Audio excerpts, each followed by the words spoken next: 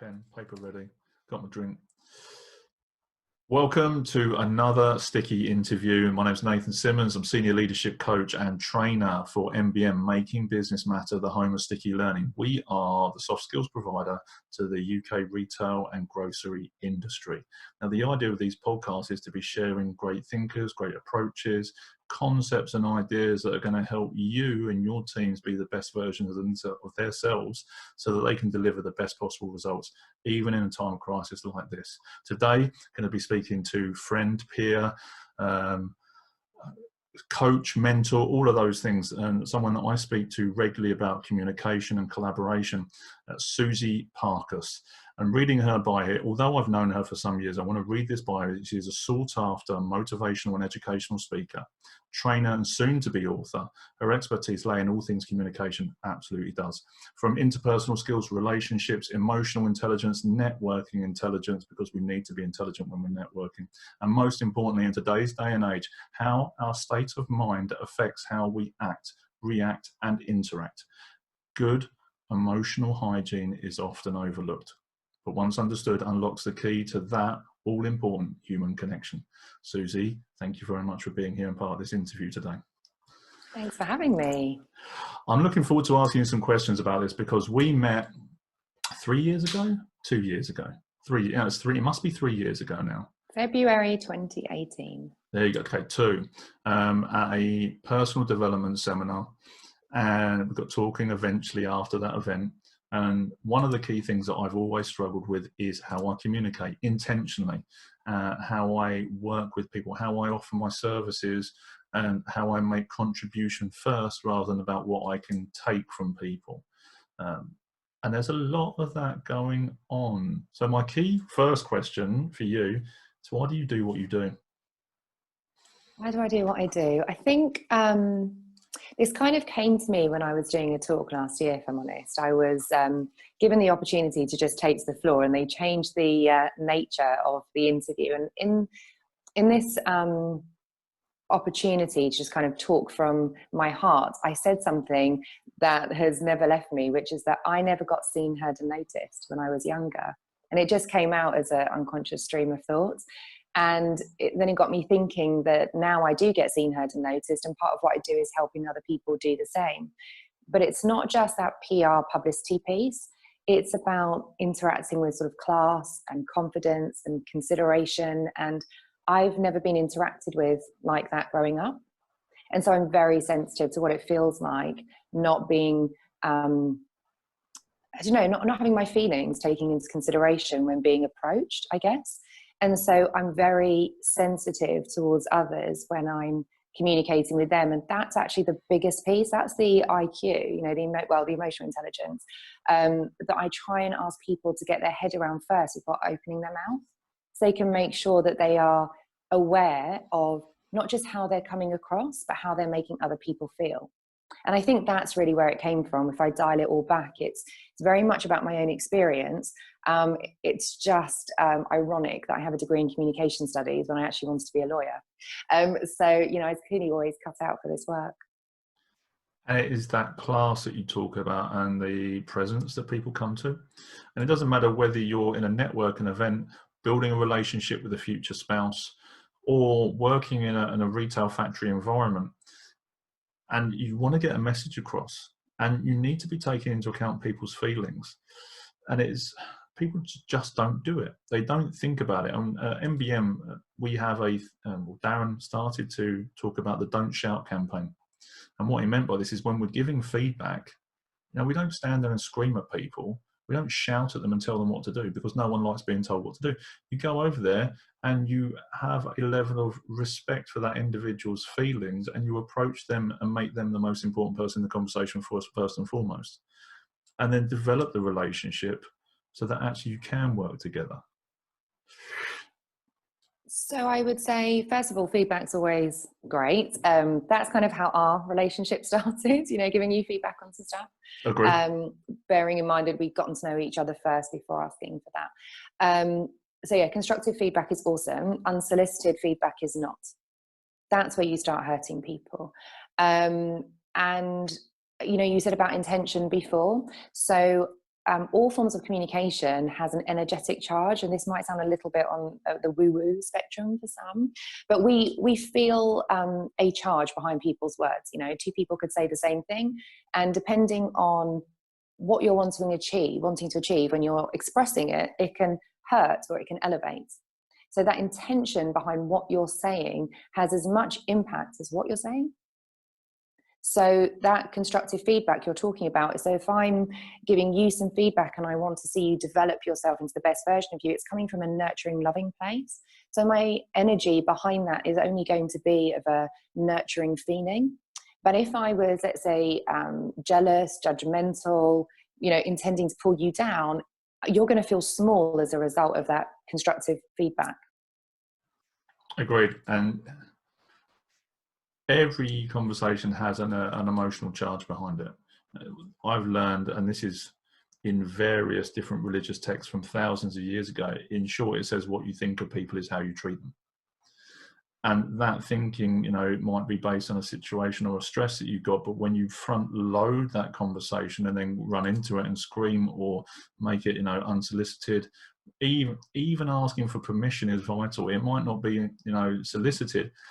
Gaining that person's trust to build the relationship. So look, I've got some information that's going to be vital to support you in your successes. Is it okay that I give you that information? When that person says yes, then we can approach and we can give that feedback. But if we're going in as a point of judgment and I'm thinking, you're an idiot, you're not good at your job, it doesn't matter what I think I'm saying. People can read between the lines. They can feel what you're thinking before you even say the words. And they did a science test, and they did it with plants, where they subjected one plant to abuse and one plant to love and attention. I think it was in a school. So they actually tested it with bullying in a school to prove a point.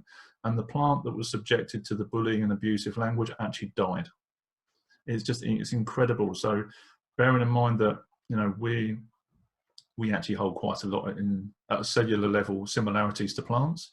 When you're giving someone that intention, that abuse, that language, that shouting behavior, it's going to have a negative impact on you in some way, shape or form. And it's not okay to be treating people like that.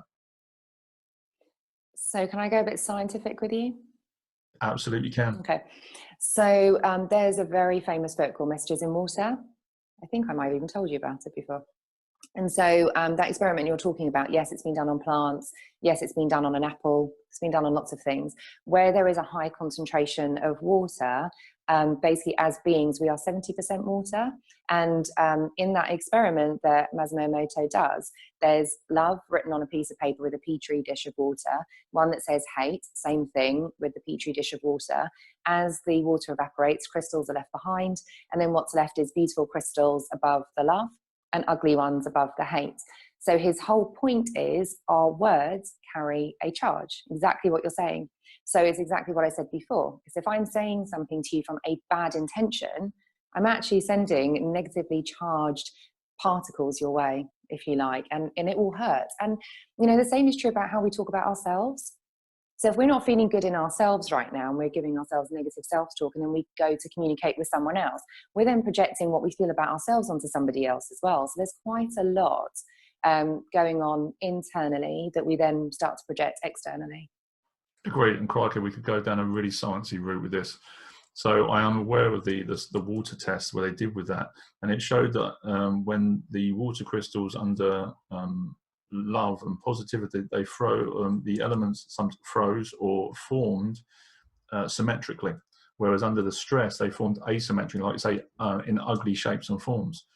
Then you talked about kind of the negative self-talk. Well, it doesn't matter if someone else is projecting that thought onto you or you're projecting it onto yourself. You're still causing that level, that shift at a cellular level. And for those that are aware of Dr. Joe Dispenza and Dr. Bruce Lipton, they're talking about kind of cellular shifts energetically when we're doing this to ourselves and how we make ourselves sick quite a lot of times. I'm very aware this may not be the podcast interview to go down that road though.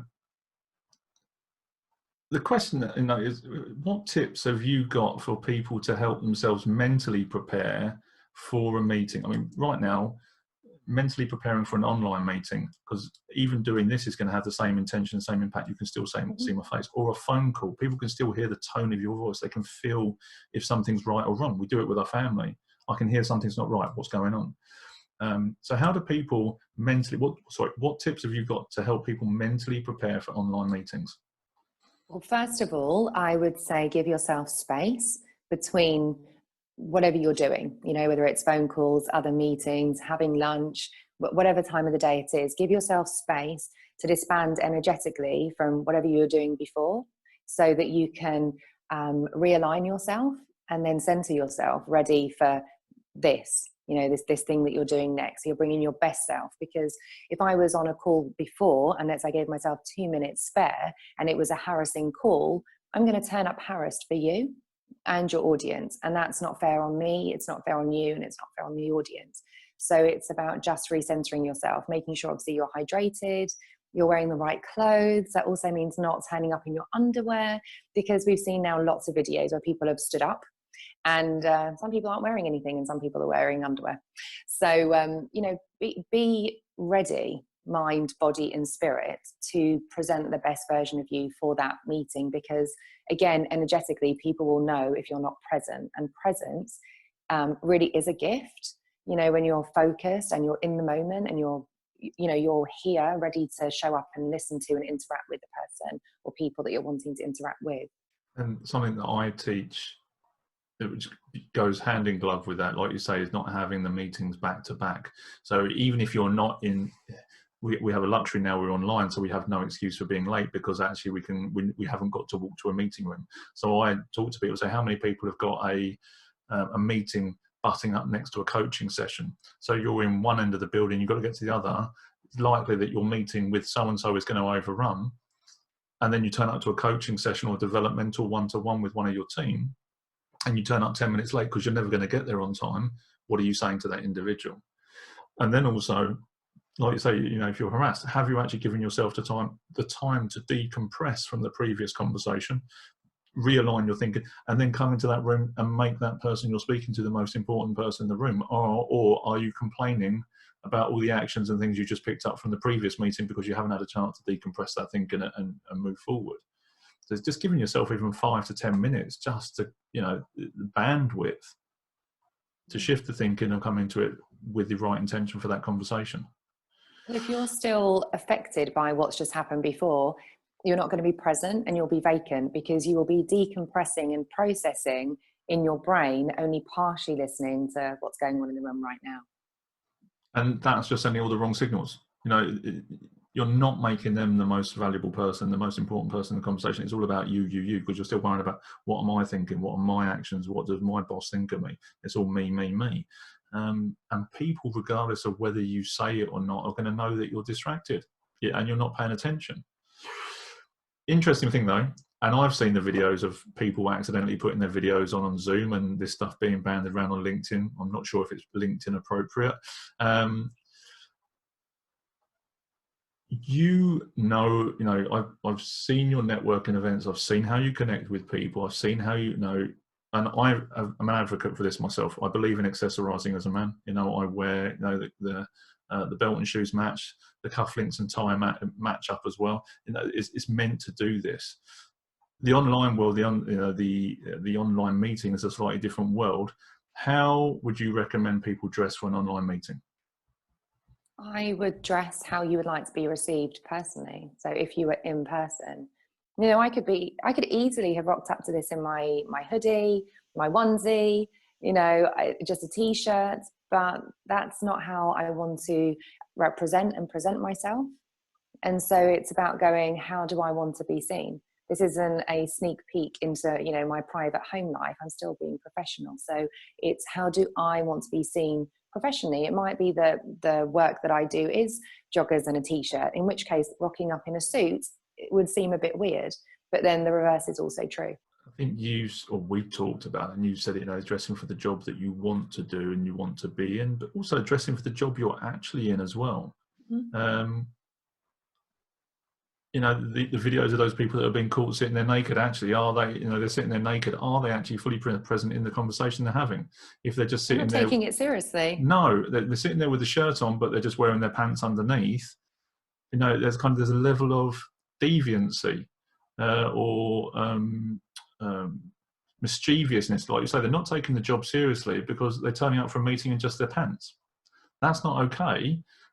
Mentally, they're just trying to deceive the people on that meeting to let them think that they are professional and they're doing a good job, when really they're sitting at home in their pants doing not very much. Again, what are you bringing to the meeting? I don't know. I think it'd be an interesting test for that person to one day have their trousers on and one day not have their trousers on, and actually ask themselves the honest question: did it make a difference? And it really will, because I think, you know, the top half of you is in the room and the bottom half of you isn't. So if you can have a complete outfit, as I said, and behave like there are people in the room that you are addressing, it will have a huge effect on your mindset as well. And you You'll can't sit be, differently as yeah. well, just even as a small thing, but you'll sit differently in the chair. You probably won't have your legs spread open if you're in your tight suit trousers. Well, I think in that is you cannot be 50% committed. Like you say, no, the top half's committed and the bottom half isn't, or whatever, that wherever you're sending that mindset around it, is you can't be 50% committed. You either are or you aren't. There is no kind of middle ground with it. So actually, are you doing good work? No, you're not. Not at all. It kind of comes back to what you were saying before as well, about people picking up on signs and signals. You know, I'm not a body language expert, but I definitely do pick up on things. And subconsciously, we are all very clever human beings. Yes, you might have people who are trained in communications like me, people who are trained in body language, people who are trained in mindset, all these different niches and expertise. But it doesn't matter. As human beings, as a whole race, our subconscious is very powerful. And we will ultimately pick up on the tone of voice, the pace of your voice, the words you're using, how you're holding yourself. You are giving away tells left, right, and center. One of the things I explain to people a lot, for those of you that do look me up, I do have a very strong dating background as well. It's where a lot of my metaphors come from. So as an example, you know, somebody goes on a date and they have a nice time, you know, it's okay. They don't need to make their excuses early. Will they go on a date with that person again? Absolutely not. If you ask them why, they'll say something was off. Same in business. You'll meet somebody, you know, Zoom meeting, in person, hear them speak. You'll be like, that was nice, don't want any more of it. And that's because of subconscious things that are emanating from you that are turning people off rather than turning them on. Agreed. And like you say, you know, something doesn't feel right. The words are right, but something didn't sit right. I don't feel the need to connect or collaborate with this individual. And you put things on hold. You'll go in a different direction because it feels better to go in the opposite direction at that point in time. And that's huge. So we have talked a lot about collaboration and mindset over the years. And how do you successfully collaborate? What are the top 3 tips, do you think? I don't want to collaborate with everyone, number one. We're not a good fit.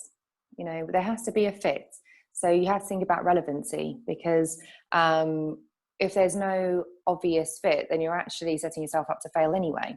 But if I can say, you and I should speak because, and it's mutual benefits, then the person's going to listen. If it's for my benefit, of course, not going to listen. Nobody wants someone to approach them for their own gain. It has to be for mutual gain. But more than that, you need to explain further why it's of further gain to them than it is you, where you're adding value rather than taking value for yourself. Because everyone's in business, we're all busy, we've all worked really hard and invested lots of time and money and what have you to get to where we are today. That's why influencers, as an example, get asked to collaborate a lot, because they're not a secret. They're out there and they've spent a lot of time and effort getting out there. So they're a very desirable commodity to collaborate with. So of course they're going to screen you even harder because you're looking to piggyback and leverage what they've got. And that's the same for any collaboration. The only reason you're reaching out to somebody is because they've got some level of status insofar as the relevancy as to why you should be connecting. So it would be, I want to connect and collaborate for said reason, make it absolutely clear what the benefit is, and really accentuate why it's a greater benefit to them as well. Like this, yes, it will benefit me, but this is really how it benefit you. And if you know their bottom line is really important, then talk about the figures. If you know visibility is really important, talk about, you know, how it will grow their visibility. Talk to what's important to them, not what's important to you. And it's always about being relevant. I can't stress that enough. You know, I talk about how to stand out above the noise and, you know, not to be part of the noise. There's too much noise anyway. So in order to cut through the noise of what's going on, whether it's the inbox, everybody wanting a piece of you, all the stuff on social media, wherever the noise is coming from, the more relevant you are. It's like a laser, you know, cutting through, you know, just a load of like rubbish that's out there, really, which is what unfortunately we feel like we're faced with quite a lot, that the communication coming in is irrelevant and we just see it as white noise. And this is partly the reason why so many businesses are doing what they're doing right now. This, as an interview series, is part of that. It's about making sure that we stay remembered, we stay relevant, and we stay retailing in the nicest possible way. And it's the same for any business out there right now doing what they're doing. How are they cutting through the noise? How are they utilizing the space they've got? How are they collaborating with, and how am I collaborating with you? What's Suzie's superpower? What does Suzie do really well? Okay, how can I get Suzie to share that with other people to support them? And then it's the same when you're inside a business. I remember one of my first kind of reach out emails I sent a few years ago where I wanted a director of a business to be my mentor. He was new to the business. I sent him the email, said, I'm really interested in what you do. I'd like to learn more. I'd love to, you know, you to mentor me, blah, blah, blah, blah, blah. Crickets, as the saying goes. Why? Because he couldn't see any mutual or the added benefit for him. He couldn't see the greater benefit I was going to add to him.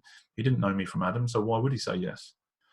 And again, when you kind of transfer that idea into working in teams, if I want to go and connect with this person in a different department and I want their support, how do I make sure they're going to give me ongoing support? What can I give them first that's going to help them to see the benefit in helping me? So, you know, it's all about first give, and then in return, okay, what's going to come out of that? But 95% of the world are going on the other side, all thinking, what am I going to get first, before they've even worked out what they're going to give.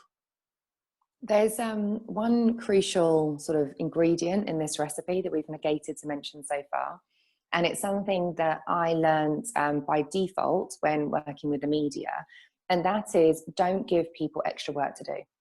What's frightening when people come at you is, you want from me, and it's like the eyes roll and it's like, oh, and they sink. And it's like, everyone's flat out busy. No one's got spare time. If they do, they generally, you know, it's friends, family, charity, what have you. It's not somebody that they don't know. So you need to be compelling in such a way that somebody will want to make space for you. And ultimately, you know, when I talked about this whole approach, it's there's two things that people take into consideration. How much is going to cost me? Because no one wants to spend any extra money. I don't want you to cost me any money if we're going to do this. And also, what are you going to cost me in time? Like, what's my investment in this? If you can say, actually, you don't need to do anything. So let's say, as an example, I collaborated with somebody recently, and I said, it's really as simple as, we'll set up the MailChimp email for you, so you don't even need to do the tech. We'll even write the email for you. You just need to okay it, and we'll hit send on your behalf. So it's all GDPR friendly, but you don't need to do anything. You don't need to worry your head about getting your head around technology. You don't need to write the email. We'll write it for you. We'll just hit send when you say yes. And the benefit for them was actually adding value to 500 customers, and they didn't have to do anything, but they looked better in their customers' eyes. And it's about taking that responsibility away from them to do extra duties, but including them in what's going on as well. And we see that a lot from the manufacturing side of it. People don't understand leadership starts internally. And when I'm talking to people, I say, okay, how are you approaching it? Well, I go to my boss and I say, I've got a problem. And I say, well, that's your first mistake, because the first thing you're doing is saying you've got a problem. And what's your boss going to say? Good for you, because I've got enough of my own problems. I've got a list of problems as long as one arm and a to-do list as long as the other. I don't want any more problems. So when I'm explaining to the people that are doing this, is come up with 3 or 4 solutions. These are my 3 or 4 solutions. This is what I'm thinking of doing. This is the risk to it. What else would you suggest in order to make this a success? Now, option 2 is good. Go away, come back. You're not giving the problem. You're taking action, and you're also showing yourself as initiating, and, you know, motivated, and got a desire to learn and actually create success results for these people without adding to their workload, because people don't want more to do. Actually, you're showing that you care. You're showing that you've got initiative. You're showing that you're positive, because if you only ever go to someone with a problem, I can say that's the fastest way to the door. No one wants someone that's just a negative Nelly and it's like, I see problems everywhere. And it might be well intentional, but as you said, don't come with problems, come with, I've identified there's a problem. Its effects could be and will be X, Y, and Z. So you're making them aware why it's a problem. You're not just looking for problems. And these would be my suggestions. Do any of these suit you? I'm just looking out for the betterment of the business, my department, you as my boss, whatever it might be. And you're also showing that you've got that leadership material in you as well. And that's also how to stand out in a crowded workplace if you're in a big company as well. When it comes to promotion, they'll go, yeah, you know that guy Jack, he was always coming up with problems but amazing solutions, and actually over the years he's like saved us I don't know how many thousands of pounds. We're looking for a new whatever director, etc. Let's get him in for an interview. And that's how you get approached internally. You know, you get headhunted internally by showing your value constantly. And it's not necessarily an overnight thing that happens. It takes time. You have to build credibility and credits in the solution bank, in the collaboration bank, so that people go, oh yeah, I want to go and work with that person because actually they do come up with great solutions. Well, let's get him involved in this other department over here. Let's get him involved in this conversation. What do you recommend? You're at the coalface. What else can you bring to this? And Jack, you know, the hypothetical person we're talking about, suddenly feels more valued and is in different spheres and different arenas, creating new ideas and new potential for himself, which is phenomenal. And that's the benefits of collaboration. Yeah, you mentioned the V word. It's huge, feeling valued. When you value someone, it's like sticking rocket fuel in the tank, because we all like to feel appreciated and acknowledged. And so when there's more of that happening, you'll get more of that good stuff from your employees as well. You know, and it's interesting that I paraphrase a Jim Rohn quote from Crikey the 80s, and he said you can get $6 an hour for sweeping the floor at McDonald's, or you can get $6.50 for doing it with a smile on your face.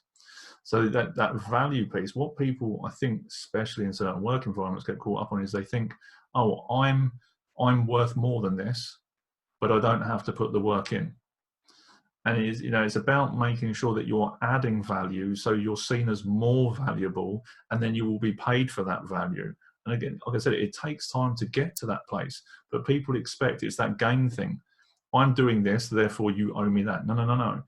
You contribute this. You give more than you want back in return, and you have to create an excess so that then people can give to you from that excess in the relationship that you're building with them. People get the equation around the wrong way, whether it's from getting a promotion or whether it's wanting to connect with a celebrity influence. Yeah, it's we have a self-imposed value rather than a demonstratable value. I mean, again, we can go down a rabbit hole, but just to surmise, some people are told that they're really, really good at something constantly, therefore they think they're shining at it, but they're not working at it. So that's where we have the self-imposed value, when we think I'm worth more, because I've been told constantly I'm amazing at X, Y, and Z, but you might not realize that you're actually not demonstrating it to your boss, and ultimately they're the ones that are paying your bills. And that's kind of getting into the realms of Carol Dweck and the fixed mindset and the growth mindset, where that individual keeps getting praise. Well, I'm good at this, I don't have to try any harder. And actually it's that complacency which causes their own downfall at the end of it. So it's when you're in a workspace, is constantly looking for ways to add value. Where do I create the most profit for the business, for my team, for my client? How can I add to their world? And by adding that value to them, there is that law of reciprocity. By me doing that, there will be a loop that will come back, a return on that. But it doesn't come until you give. It's the law of contribution. We don't get, if you keep take, eventually the ecosystem collapses on itself. We have to give and create the ecosystem so we get that return and that value back. But that comes from adding value, becoming valuable, and then getting that value back. Not, it's not back, but you can't, it's not a chicken and egg scenario. It doesn't work that way. So before you move on from that point, because one thing I notice a lot, call it the lack mindset, I don't know, call it tit for tat, I'm not quite sure. I've come across this before. I'll do this for you if you do this for me, or I did that for you, so you'll do this for me. No, you won't tell me what to do. It should be free will. And I think a lot of people see others whereby people are running around after them, they're getting offered opportunities, life just seems like a breeze, but they haven't actually taken a step back to go, why is everybody coming forth for this individual? Because maybe they looked out for the needs of others. Maybe they communicated in a way that landed with a deeper level of connection rather than transaction. You know, it's how we make people feel. And if we make people feel like, I have to do something because you've done something for me, I can tell you they won't do anything for you, because no one wants to be beholden. You're actually screwing around with our free will. So people put you on a pedestal, value you, respect you, want to do things for you when you come from a good intentional place, when you have that good mindset, when you make others feel good, where you're constantly adding value and you're looking out for them. Look out for others and they'll look out for you. And then you were also talking before about the way we're conducting ourselves. It all comes down to relationships as well. This is all relationships in business and in our personal life. And it's very easy to draw parallels around where we're not maybe adding value in our personal life and go, oh gosh, I might be doing this in business as well, and vice versa. Because we are creatures of habit, but we are also able to be coached, and we are able to grow as well. Interesting you say about the relationships at home as well. And I think human beings are very good at compartmentalizing themselves and separating themselves. And they'll act one way when they're at home with family and friends or children or whatever, and then they'll act another way in business. But in truth, you're exactly the same person. So you can't be having, you know, a completely holistic approach to life if one element is off kilter. And so the question I often ask people is, okay, so you're approaching it in this way. Would you talk to your wife and children this way? Or how would they respond if they heard you talking like that to another person? And getting people to calibrate that thinking, you know, does the video and the audio sync up? You know, the home and the work life, do those things correlate? Because if you wouldn't speak to another person in like that in front of your daughter, or want your daughter to marry someone that talks to people like that, that's a clear indication that maybe that choice of language needs to shift. And the way that you want to, that mindset and the way that you want to connect and collaborate with people, if it's all about me, and it's not, you know, about we, that, you know, the giving element, the system's going to fall down on itself. And that system is actually you as a business entity, in your career, in your entrepreneurship, and in your team. It could end up with your team not being successful, you losing your job, or your business folding completely. It's not okay. Nope. You know, it comes back to what you were saying before with the apple and the plant. You need to nurture and develop and value. Funnily though, as you were saying that, you need to nurture and value and develop yourself, because all this stuff, if you can't do it for yourself, how can you give it to other people? And that might require a coach, that might require some additional training, that might require just actually, how do I talk to myself, and what do other people hear when that voice is in my head and I'm talking to them? I've heard before, when you have children, your outer voice becomes their inner voice. Okay. So it's how are you speaking to the people around you? And from a leadership point of view, I talk about leadership and parenting being one and the same thing. Is when you're talking to your team, how you talk to your team about the work that they are doing is how they will talk to themselves about their work, whether they'll be critical or champion it. And then when they become leaders and managers, that's exactly how they will talk to the people in their teams. They will just repeat exactly what is done unto them. So it's vital that we understand what the voices we've got up here, how we focus that on ourselves, and how we judge people, or, you know, or not judge, get curious, how we talk to them, and what sort of ripple effect that's actually causing down the line for these people as they get promoted and get into their own roles. I found that getting curious bit quite interesting, because it's a phrase that I was quite connected to last year. And because we have this awareness that something's not okay, or, you know, we've done something, and you have that moment of, oh, I wish I hadn't done that. So get curious in that moment. You know, what was the trigger? Why did I do that? Because that's where you can do a pattern interrupt in that moment. So, you know, it won't happen again, or it won't feel as bad again, because we are, again, creatures of habit. And if you get curious, understand what the trigger was, maybe dissolve the trigger, or catch yourself before you do said thing again, you actually start becoming better at your actions and interactions later on. Agreed. And it's, you know, it's the quote that I love, and I think it's Walter Witt. Be curious, not judgmental. And in that, it's just asking questions. We know, because we've trained under various teachers previously, the moment that you judge someone, you cannot influence them. Yeah, if you ask the right questions and you get curious, you can ask people, and that includes yourself. And the interesting choice of language it uses, I shouldn't have done that. And what I've come to learn is should is the language of guilt and shame. I shouldn't have done that. I shouldn't be here. Oh, I should have said that. Well, the truth is either you did it or you didn't do it. And it's that moment of judging yourself as being incapable of actually delivering or following through on that thing that you should have done. You start to judge yourself, and therefore you can't influence yourself. And in that result is then you cannot create another action that will actually change it when you move forward. So the way that I've started teaching people is rather than saying, I should this, should that, whatever, actually, what did you do? What didn't you do? What did you learn from that situation that you need to improve on next time? Because then that creates the action in your head rather than a guilt complex. Oh, actually, if I do this next time, it would be better. Oh, okay, which one would you like to prefer? Sit there and wallow in your own guilt about the situation, or create a new action that's actually going to improve it? And people go, oh, yeah, I see what you mean. Yeah, go. Develop from what happened and enjoy the failure process almost in these situations. I definitely think there's a different kind of growth. Sorry to interrupt. There's a different kind of growth to be had when we're self-coaching compared to external coaching. And I also think it's a practice. Again, you and I have been on a journey, and we're quite far into that journey, but it's one that's never going to stop.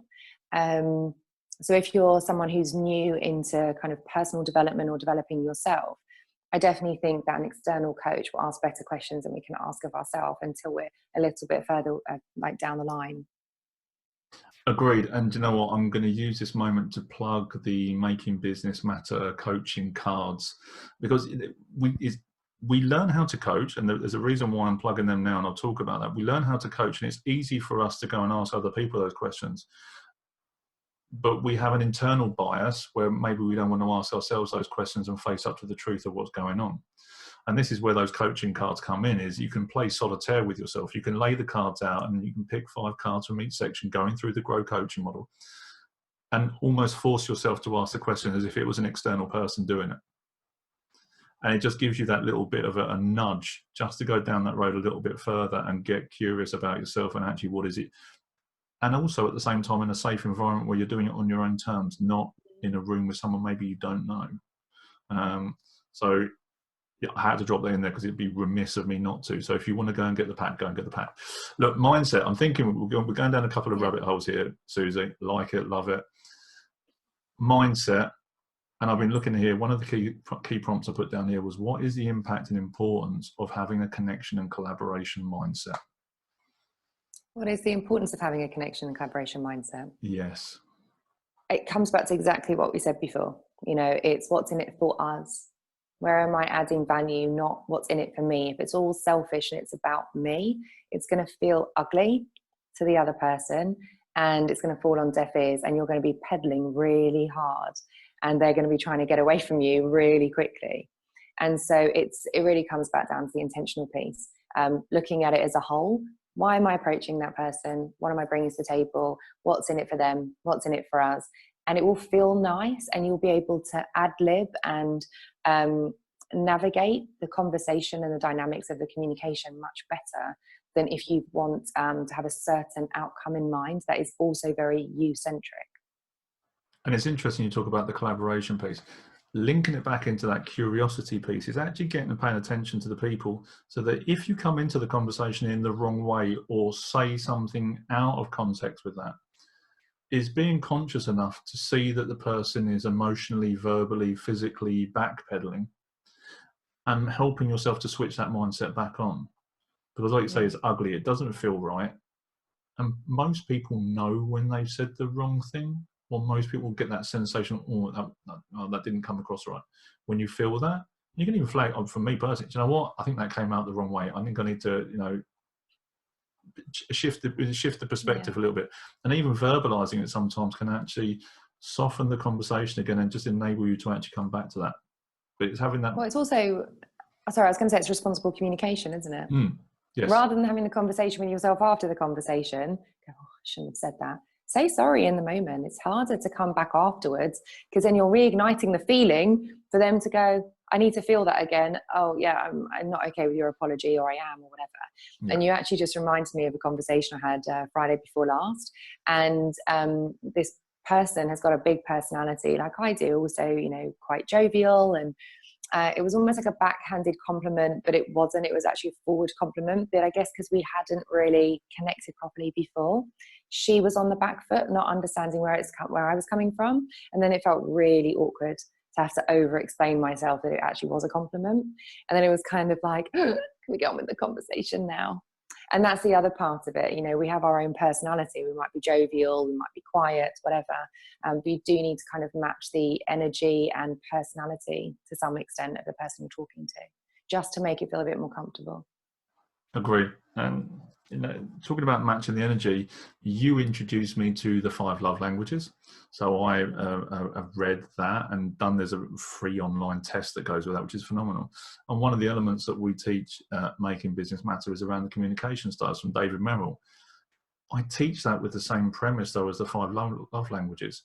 We spend our whole lives talking to everyone how we want to be spoken to, rather than speaking to people the way that they need to be spoken to. Because we know, again, we're all walking around as the star of our own movies, wondering why everyone's not doing what we're telling them to do. Because actually you're not speaking to them the right way. If you learn to speak to them how they want to be spoken to, they'll react and respond in a much more fluid way and supportive way, because they can hear what you're saying, rather than you trying to impose your thinking onto them for your own benefit. That comes back down to awkward conversation. It's like 2 people could say the same thing in a very different way, and they go with the other person, not you, because you're coming at it from your way of how you like to be spoken to. And the other one's going, I'm going to match the other person. I understand their love language, as it were, and I'm going to speak to them in the way that they'll understand. And that's the difference between speaking, you know, English and, you know, well, Chinese to an English person kind of thing, which is how it can come across when you're imposing your thinking on someone else. So I'm very fluffy and creative, and if somebody is very black and white and direct, which sometimes it can be a real struggle to meet in the middle. And again, it's something I've had to learn. Know who I'm talking to first to meet them, because I'm reaching out to them. That's the difference. If you're reaching out to someone, it's your job to match them, not feel like they're an idiot or whatever because they're not understanding you. It's about making the conversation easy for both of you.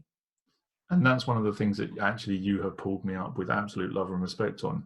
And I know that I have done it before, is I will have half a conversation in my head as if I'm talking to the person, and then I'll dive into the conversation exactly the point I left off, and the person's left wondering, what the hell are you talking about? Because I can see all the benefits and pluses because I've had half the conversation, but the person can't engage, and they're left confused and bewildered, and they have no idea what they're saying yes or no to. And we all know that, you know, confused people don't buy, in the nicest possible way. And we are selling ourselves into a relationship with an individual, and that person, if they're going to collaborate or mentor us or support us, has no idea what they're going to get into. They're like, no, it doesn't feel good, I'm out. And then they'll check out. There is a part to that. And, you know, coming back to this whole responsible communication piece, I would challenge people to think about imago technique, which is effectively saying, so Nathan, what I've heard you say and what I understand you to say is, so even if you have come in halfway through the conversation because you've had half of it with yourself, and you'll be like, no, but you missed out the other bits. And then I get the opportunity to go, I'm really sorry, what other bits? The only things that you discussed with me today are. And when people are reaching out, whatever it might be, to another company, internally, to their senior director, whatever, it's about having an understanding as well that somebody might not have the communication skills that you've got. This has been something that I've had to really work hard on, you know, because I like to hear things in a certain way, and I don't want you to make me think harder than I need to. It's like, you want to talk to me about something, make it easy for me to understand. But then you have to kind of quieten that voice down a bit and go, they're trying. And also it can be quite intimidating to reach out to someone who you perceive to be a confident communicator, a good communicator, a senior, etc. So that's when you have to take a step back and go, so to my person below me or the person that's reached out to me, again, Nathan, thanks for reaching out today. So just to be clear, the collaboration that you're interested in, the thing that you're proposing to me is, so I'm giving you a chance to go, yes, that's what I'm saying. Then I know I'm clear on what I'm making a decision about, rather than being dismissive, thinking I've understood you and going, not for me. Not many leaders will do that because they believe they don't have the time to actually get curious, too busy judging that person without getting curious and thinking about, actually, this person's making the effort. They might be intimidated. They might be flustered because this means a lot to them emotionally. Where are they at from a mindset point of view? Actually, my question then is, which I think is a rhetorical question, I don't think it's for answering today, is if leaders and directors and business people actually responded that way. Do you know what? I can see you're enthusiastic about it, and more leaders. I can see you've got an interest in this. I can see. I'm curious to hear the rest of it. Maybe let you know, and try and de-escalate the situation for that individual so they can get their point across clearly. And then, as a leader who is a confident communicator, potentially to take the time to say, "Do you know what? I now get that. Let's have a conversation about how that conversation started." And bridge that gap to help them shift the thinking. And the relationship dynamic that will happen inside businesses and inside business relationships as a result of that curiosity, rather than dismissiveness, would be astronomical to the relationships. It'd be huge. Can't get enough. So hold on, I'm going to use that as a bridge though. Okay. How do you ask someone to collaborate? How do you? Well, I suppose it depends. Are you internally asking or externally asking? But again, coming back to it, it's have a very, very clear outcome in mind. What is in this? So, if I know you, so it'd be Nathan, hi. I don't know if you've got a minute today. I've seen an opportunity that I think could work really, really well for both of us. On your part, I see you may be needing to do this and me needing to do that, and then the outcome would be X. Or there's an opportunity here for both our audiences, and actually you don't need to do anything other than send an email, which I'm really happy to write on your behalf or our behalf. Let me take that off you. I'm not asking you to do anything, just hit send. And take, again, like I said before, take that responsibility on myself. I'm the one that's asking. I'm the one that wants something from you. And if it's someone you don't know, so then you need to start to warm up the relationship first. Because otherwise you'll just end up being that influencer that goes, oh, another one that wants something from me. And you need to come at it differently. You need to come across that you care. That's the difference. Too many people reach out cold to somebody and it's like, I want, or I see a benefit, but you're actually not making it a human connection. You're not seeing them as a person, you're seeing them as a commodity. And that's where you'll start actually creating walls between you and that person, because they're already a commodity to so many people. The more senior you are, the more people want you. So the more you can show love, care, respect, interest, build the rapport, build the intimacy between you. I still talk about the whole dating thing. You wouldn't go from Tinder to bed. I know some people would, but on, in the grand scheme of things, you would build a relationship and you'd build trust and you'd show people, that you know how to treat them properly and you see them as a human, not just as an end result. And I think, again, it comes down to that intention. Tinder to bed is one thing, Tinder to marriage is a completely different thing. And if you wanted to get to an influencer or a mentor or support in a business venture, it's a long-term relationship, and it doesn't just come from. Again, I've made that mistake where I've asked people, on a LinkedIn invite, I said, "Look, I'm doing this. I want this." I know the benefit. They will never see it, Whereas I've done LinkedIn requests, I said, "Do you know what? I've seen this post. That's amazing. I really want to have a future conversation with you. I just want to see what's going on in your world," and start building the relationship. Yeah. And then it might take 3 to 5 to 7 messages over the course of maybe 6 months to get there. But I'd rather now have 6 months of messaging than 6 minutes of not ever having a relationship with that person ever again. And people will remember how you made them feel, never what you said. They'll probably delete all your emails and go, "Oh, what a load of rubbish." But your name comes up in conversation again and they've already dismissed you because they associate you with a feeling. And I'm just thinking back to an event that you and I were at last year, where I know that you really wanted to connect with a certain individual who's very, very senior and hard to get hold of. And you connected with a person at that event and they gave you some invaluable advice, which is to get involved with somebody on the team of that person, build trust and rapport with them, and let them be the champion for what it is that you want to do with the bigger person. There are so many different ways to skin a cat. It really depends on who you're talking to and the outcome you want to achieve. And that's where I'd strategize a different approach for different people. And it's also got to feel comfortable. The communication that you're having has got to feel comfortable for you. I might do things one way, but you have to do it like you. Because if we're supporting you to get an outcome when you're on your own with that person, again, it's going to be like, who are you? You know, you kind of reached out to me in a certain way, and now you seem like a different person. So you've always got to be integrity, you know, have that integrity and that authenticity piece. Agreed. And no, I've known my wife 21 years this year, and we've only been married, I say only been married, I think it's 12 years this year, 11 or 12 years this year. It took 10 years to get to that point before we got married. And it's the same with any great collaboration and great business relationship.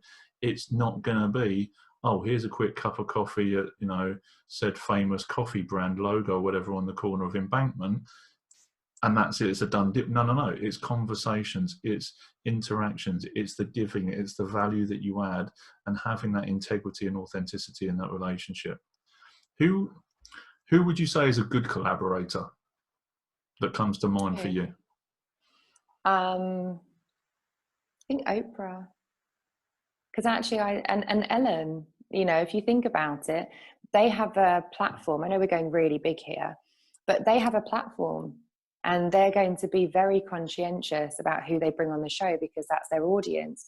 But equally, the people approaching the show have got to be in a line with the show and the audience and the intention. And I think they're really good people to watch in terms of who they bring on and how they guide that relationship with that person when they're in front of them. And I've heard conversations about Oprah and how she actually supports people and people's nerves when they go onto stage, and how Oprah just shares words of wisdom to support them through that journey. So it comes back to that integrity piece of when you're rushing in and you feel nervous about a conversation, actually for a leader to turn around and nurture you in that moment so that you can be the best that you can be, so you can learn the most from that. And if it doesn't go anywhere, at least, bare minimum, you've got some positive, like incredibly valuable positive feedback to help build the next conversation with the person who is going to be that right connection.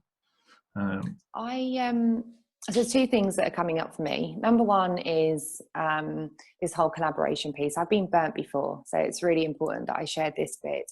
It's very easy to get excited about people initially, because again, like dating, everyone's showing their best self. It takes a while to know who you're talking to. It takes a while to see people in different situations under different testing environments for their personality to really come through. And your values have got to be aligned as well. See, I reached out to somebody to do a collaboration and it went ahead very, very quickly, but they were very money and ego orientated. And I wanted to develop people through the collaboration. They wanted the quickest way to the bank. So actually it created friction very, very quickly. And it could have saved us a lot of time and energy had we realized that we weren't on the same page, even though we had the same knowledge and were looking to do the same outcome. The energetic mismatch really presented itself. So I really would say take some time to know the values of the person you're talking to. It also helps with the outreach as well. Now, coming back to the leadership bit, as a leader, you're meant to be developing the people beneath you, or as a senior person. And I think it's about humanizing yourself in the eyes of the people beneath you as well, because they will never approach you again if you come across like this fierce dragon, you know, who's never got any time, who's always shooting them down, never got anything positive to say about their approach towards you or their enthusiasm. Their enthusiasm will wane as a result. And in fact, they will stop showing up and they will stop wanting to add value because they'll just be frightened of being shot down again or being misunderstood or being judged or whatever it might be. So it really is about, like you said, seeing who's in front of you, like assessing how they're turning up, assessing their intention and the outcome they're trying to bring to you. And then as a leader who I would hope has got a developed mindset, can bring all that together, like you said, and go, you know what, Suzie, you might have come in here like a bull in a china shop today as an example, but your enthusiasm is infectious and I get where you're coming from. For me, I found it a bit overwhelming, so I maybe wasn't listening straight away to begin with. But you know what, this is really great. Now I'd like for you to show me a step-by-step plan as to how this will look. So that, again, it's about going, Suzie, please take the thinking away from me. Please don't ask me to think about anything else. I'm a senior person. I'm on board. Now show me sort of the roadmap and get me on board. And it's up to them to guide you as well, because that love language thing, right? We're all different people with different needs. So the minute someone's on board, again, I think it'd be really helpful to go, this is what would help me. And then go away or give that person an action and say, look, I'm not going to do any more work with this. It's your idea. It's your responsibility. You want this relationship. Absolutely fine with me. Here's 3 things that you need to be going and doing.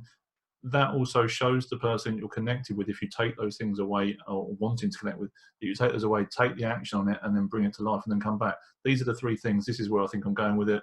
Okay, what else would you suggest? And then you start building up by also putting back into the relationship that you're showing that you're committed to it by following through on the actions that you're given or you're developing out of that conversation.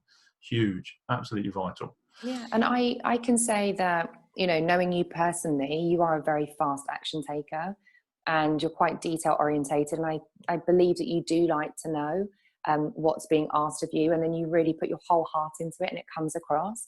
And because I know that about you, when I'm then introducing you to other people, I know they're going to have an amazing experience of you too. And it's just, that's all this really is about showing the best of you, because that will impact what other opportunities, conversations, collaborations, etc. are going to come in the future. And it's exactly that. So and speaking to a client this morning, and how you then turn up, how you present yourself, and maybe you go and speak to someone else in a different department and they say, oh, there's Nathan, he's really interested in this, this, and this. Okay, fantastic. Haven't seen him before, haven't seen him thinking like this. That's really interesting. 6 months down the line, this job position comes up. Oh, do you know what? I know who would be really good for that. Nathan. Why? Because he's full of energy. He's really blah, blah, blah, blah. But had you not kind of engage with that person and start thinking or start having those conversations in different ways, you know, you're not building those relationships in different spaces. You're not always confined to work in this job and just get the next job and the promotion in a straight line. Your promotion route and your career trajectory should be, you know, more squiggly than a Google route from Hastings to Leicester. You know, it should be going in different directions, because that's the way the river bends sometimes. And having the conversations, looking to connect, looking to collaborate and add value is going to get you in the right places to make that happen. And it might not be the person you're speaking to, but it might be the introduction they make to somebody else that's going to get you in the next space, which is going to move you up. Super important. And that's why you need to be responsible for the conversations you're having, the communication you're having, how you're showing up, and most importantly, that PR piece. How do you want to be remembered? Because it's as much about what people are saying when you're in the room as well as when you're out the room. Managing your shadow. So before you even walk in the room, what shadow do you cast on the room? And managing your shadow when you walk out of it, what shadow do you leave behind you? And that counts as much as in the queue at the canteen, because you have no idea who's standing behind you when you're talking to people, or how you're talking about people, or who hears what. And it's just been about mindful about being that person that you truly are, like integral and authentic all of the time, not just based on an environment or a situation or experience you're in. Actually, who are you in that moment? Who are you in the face of adversity or stress? And be that. Penultimate question. Yeah. How do you make behavioural change stick? How do you make it stick? How do you make it stick? Oh, how do I? Okay. I make it stick by showing the difference of this, you know, well, basically what got you here won't get you there, you know, that kind of thing. So let's assess what is going on right now and what kind of things would you like differently. Then obviously once it's been demonstrated that by doing something different, you can have a better result. People don't go back. You just don't. Once you've had a taste of something better and you've known how to get it, you're not going to have something that's not of an equal standard or not on par. So you're going to keep pushing forward. That's been my experience anyway. Amazing. Where can people find you? At www.susieparkus.com, which is SUZIEPARKUS, and all my social media handles are at Suzie Parkus. Amazing, Suzie. Thank you very much. For those listening, those paying attention, there is a whole heap of value in this conversation, in this interview that we have just had. It's about giving, it's about contribution, it's about having that collaborative networking mindset in place and being responsible for when you are communicating all of the time. If you want to move, you want to develop yourself internally in a career, in a business, or the business in its whole, how you talk to people, how you communicate, how you show up every single time is absolutely vital, which is what Suzie Parkus shares with the world. And is passionate to get across to people, because there are so many people lacking this integrity, unfortunately, surprisingly and shockingly. Please go back over the interview, pick out the nuggets again, use it, share it, teach it. Massively appreciate it. Get you on the next one. Thanks very much. Thank you. Thank Bye. you.